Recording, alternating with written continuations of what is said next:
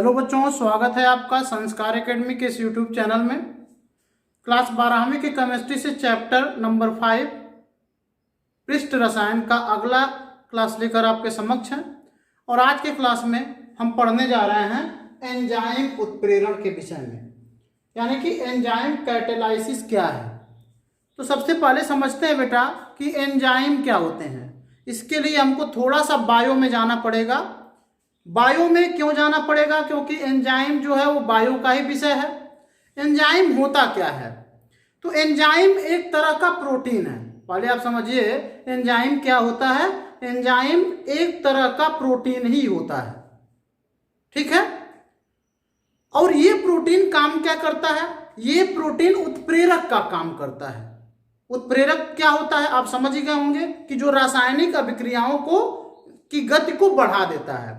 अब आप ये समझ पा रहे होंगे, नहीं पा रहे होंगे कि सर जी शरीर में रासायनिक अभिक्रिया कहाँ होती है? तो जी हाँ, हमारे शरीर में भी जैविक रासायनिक क्रिया होती है। हमारे शरीर में ग्लूकोज का पाचन, माल्टोज का पाचन, स्टार्च का पाचन होता है। यानी कि ये सभी रासायनिक अभिक्रिया के फलस्वरूप ही पचते हैं। यानी हमारे मानव शरीर में भी रासायनिक अभिक्रियाएं होती हैं जिनको हम जैव रासायनिक अभिक्रिया कहते हैं, और उन्हीं के फलस्वरूप हमारे भोज्य पदार्थों का पाचन होता है। सीधी सी बात करें तो जो हम भोज्य पदार्थ ग्रहण करते हैं वो जटिल भोज्य पदार्थ होता है। क्या होता है बेटा? वो जटिल भोज्य पदार्थ होता है। जटिल इसलिए कहा गया कि उसमें बहुत सारे तत्व, बहुत सारे एलिमेंट्स पाए जाते हैं, बहुत सारे अवयव उसमें पाए जाते हैं, ठीक है। और जब वो पाचन होता है उसका, तो उसमें जो अवयव हैं, जो एलिमेंट्स हैं, वो अलग अलग हो जाते हैं, ठीक है। यानी कि सरल जटिल भोज्य पदार्थ हम ग्रहण करते हैं वो सरल में टूट जाता है, सरल भोज्य पदार्थ में कन्वर्ट हो जाता है। तो जटिल भोज्य पदार्थ से सरल भोज्य पदार्थ में कन्वर्ट होने के लिए रासायनिक अभिक्रियाओं का सहारा लेना पड़ता है, और वही रासायनिक अभिक्रियाएं जैव रासायनिक अभिक्रिया के नाम से जानी जाती हैं। समझ में आ गया ना? जैसे हम दाल ग्रहण करते हैं तो उसमें प्रोटीन होता है, हम घी ग्रहण करते हैं उसमें वसा होता है, हम रोटी ग्रहण करते हैं उसमें स्टार्च होता है, ठीक है। दही ग्रहण करते हैं उसमें भी कुछ न कुछ इसी तरीके के एलिमेंट्स पाए जाते हैं। तो हमारा जो शरीर है, हमारी जो कोशिकाएं हैं, वो दही थोड़ी खाती हैं, वो दाल थोड़ी खाती हैं, वो चावल नहीं खाती हैं। उनको तो प्रोटीन चाहिए, उनको तो कार्बोहाइड्रेट्स चाहिए, उनको वसा चाहिए। बात समझ में आया ना बेटा?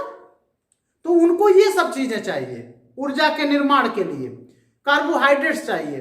तो अब हम खाए चावल और खाए रोटी तो हमको कार्बोहाइड्रेट्स कहाँ से मिलेंगे? तो उन्हीं का पाचन होता है, यानी कि इन्हीं सब भोज्य पदार्थों का पाचन होता है। और यही जटिल भोज्य पदार्थ सरल अणुओं में टूटते हैं और फिर हमारे कोशिका को जो भी उपयोगी अवयव हैं वो प्राप्त होते हैं।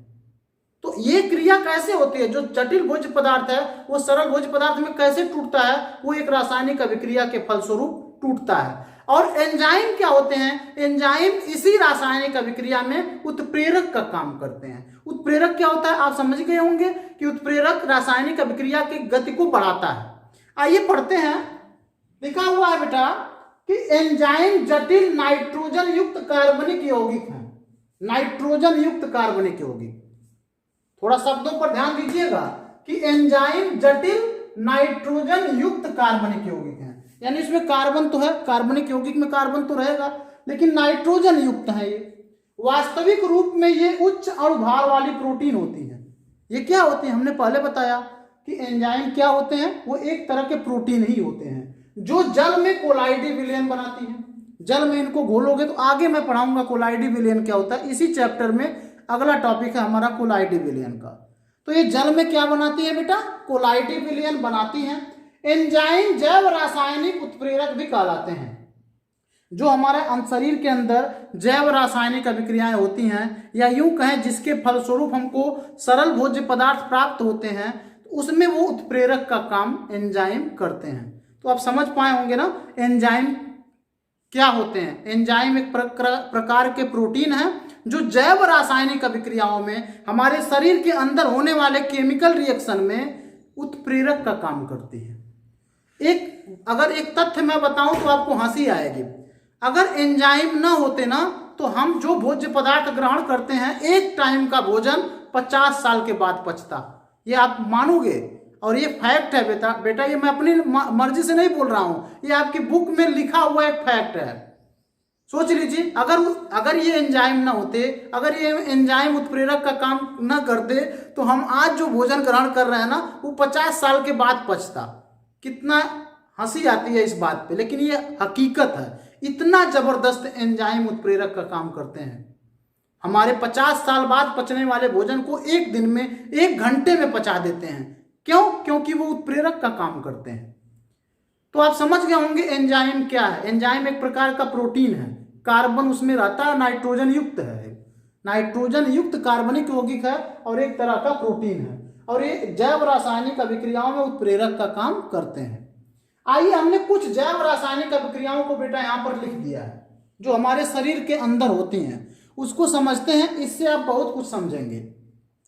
जैसे यहां पर देखिए, हमने लिया है बेटा सुक्रोज। ये हमारे शरीर में जब सुक्रोज जाता है, ठीक है, तो ये क्या है, आप देख रहे होंगे यहाँ पे लिखा है हमने इनवर्टेंस, लिखा है ना। इनवर्टेंस क्या होता है? ये एक प्रकार का एंजाइम है। अभी मैं इसका चार्ट बना दूंगा कि ये इनवर्टेंस कहां पाया जाता है, किस में पाया जाता है। तो इनवर्टेंस एक प्रकार का एंजाइम है। यहां पर सुक्रोज किस में बदल रहा है बेटा? ग्लूकोज में और फ्रक्टोज में, ग्लूकोज में और फ्रक्टोज में, ठीक है। ये हमारा सुक्रोज है, इसका विघटन हो रहा है, ये ग्लूकोज और फ्रक्टोज में चेंज हो रहा है हमारे शरीर के अंदर। और इस अभिक्रिया में जो इनवर्टेंस नामक एंजाइम होता है ना, ये एक प्रकार का एंजाइम है, एक प्रकार का प्रोटीन है। ये एंजाइम क्या करता है? इस अभिक्रिया को जल्दी से करा देता है। जो 50 साल में होने वाली अभिक्रिया है, उसको घंटों में करा देता है। तो यहाँ पे एंजाइम क्या काम किया? उत्प्रेरक का। और यहां पर जो उत्प्रेरण हो रहा है, उसको क्या कहेंगे? एंजाइम उत्प्रेरण। समझ में आया? तो सुक्रोज का हमने विघटन देख लिया, हमारे शरीर में ही होता है, और वहां पर उत्प्रेरक का काम करता है इनवर्टेंस नामक एंजाइम। दूसरा है, यहां पर हमने दूसरा ले लिया बेटा ग्लूकोज। क्या लिया है? ग्लूकोज। ग्लूकोज का विघटन हो रहा है। यहाँ पे ग्लूकोज किसमें कन्वर्ट हो रहा है? एथिल एल्कोहल में। इसको तो नाम आप अच्छी तरीके से जानते होंगे, एथिल एल्कोहल, ठीक है। यहां पर जाइमेज नामक एंजाइम काम करता है उत्प्रेरक का। यहां पर हमने लिख दिया जाइमेज, ये भी एक प्रकार का एंजाइम है। तो ग्लूकोज को एथिल एल्कोहल में कन्वर्ट करने के लिए कौन सा एंजाइम उत्प्रेरक का काम करता है? तो उसका नाम है जाइमेज। यानी जाइमेज एंजाइम की उपस्थिति में ग्लूकोज से एथिल एल्कोहल जल्दी से बन जाता है। समझ में आ गया ना? ऐसा नहीं कि अगर ये ना रहता तो ये नहीं होता, लेकिन 50 साल के बाद होता, और वो काम हमारा 2 घंटे, 1 घंटे, आधे घंटे के अंदर में हो जाता है। किसकी उपस्थिति के कारण? मात्र एंजाइम की उपस्थिति के कारण। तो आप समझ लीजिए, अगर एंजाइम ना होते तो क्या होता? हमारा जीवन शायद संभव ना रहता। ठीक है बेटा। अब यहां पर देखिए, हमने ले लिया है स्टार्च। इसको क्या बोलेंगे? स्टार्च बोलेंगे। यहां पर एन हमने इसलिए लिखा है, जब मैं बहुलक आपको पढ़ाऊंगा, पॉलीमर नामक चैप्टर है 12वीं में, तब मैं बताऊंगा कि ये एन क्यों लिखा गया है। इसका मतलब ढेर सारे, यहाँ पे C6H10O5 के ढेर सारे अणु मिलकर ये बनाए हैं। एन लिख दिया मतलब बहुत सारे अणु हैं, ठीक है। तो स्टार्च हमने ले लिया है। अब स्टार्च को माल्टोज में कन्वर्ट हो रहा है। किसमें कन्वर्ट होना है बेटा? माल्टोज में। तो स्टार्च को माल्टोज में जब परिवर्तित होता है, स्टार्च माल्टोज में, तो वहां पर कौन सा एंजाइम उस अभिक्रिया में उत्प्रेरक का काम करता है? तो उसका नाम है डायस्टेज। यानी स्टार्च का माल्टोज में परिवर्तन में डायस्टेज नामक एंजाइम उत्प्रेरक का काम करता है, ठीक है। और ये जल्दी से कन्वर्ट हो जाता है, नहीं तो बहुत टाइम लगता। यहां पर ग्लूकोज में परिवर्तन हो रहा है, और ये किस एंजाइम की उपस्थिति में होता है? माल्टेज नामक एंजाइम की उपस्थिति में होता है। तो यहाँ पे माल्टोज का ग्लूकोज में परिवर्तन हो रहा है माल्टेज नामक एंजाइम की उपस्थिति में, और इसको हम कह सकते हैं यहाँ पर कौन सा एंजाइम उत्प्रेरक का काम करता है? तो उसका जवाब है माल्टेज। इसी तरीके से ये तो हमने कुछ फैक्ट्स बता दिए, कुछ रिएक्शन के माध्यम से। ये सभी रिएक्शन हमारे शरीर के अंदर होता है, और इसमें ये सारे एंजाइम अगर ना होते तो ये सारे अभिक्रियाएं 50 साल बाद के 50 साल बाद अपना उत्पाद देती। ठीक है, और हमारे शरीर में बड़ी दिक्कत हो जाती है, हमको ऊर्जा ही नहीं मिलती। हमको तो रोज इन सब चीज़ों की जरूरत पड़ती है, हर घंटे इन सब चीज़ों की जरूरत पड़ती है। ठीक है बेटा, इसके अलावा भी बहुत सारे एंजाइम उत्प्रेरक का काम करते हैं। इसको आप नोट कर लीजिए, फिर हम कुछ और रिएक्शन को लिखते हैं। नोट करिए इसको।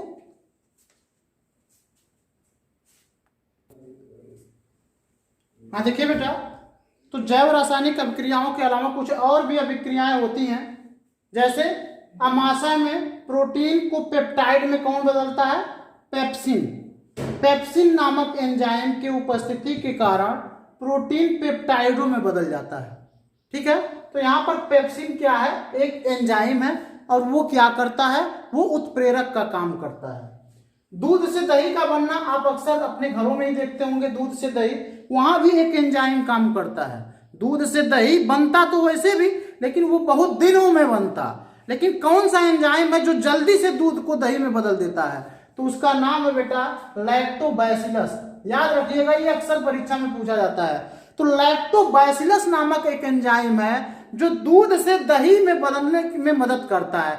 यानी वैसे भी दूध से दही बनता, लेकिन काफी समय में बनता। इस एंजाइम की उपस्थिति के कारण जल्दी से दूध से दही बन जाता है, एक दिन के अंदर बन जाता है। और अगर पूछा जाए कि लैक्टोबैसिलस पाया कहाँ जाता है, तो ये एंजाइम दही में ही पाया जाता है। और इसी कारण हम लोग दूध में पहले दही डालते हैं, तभी जाकर जल्दी से हमारा दूध से दही बन जाता है।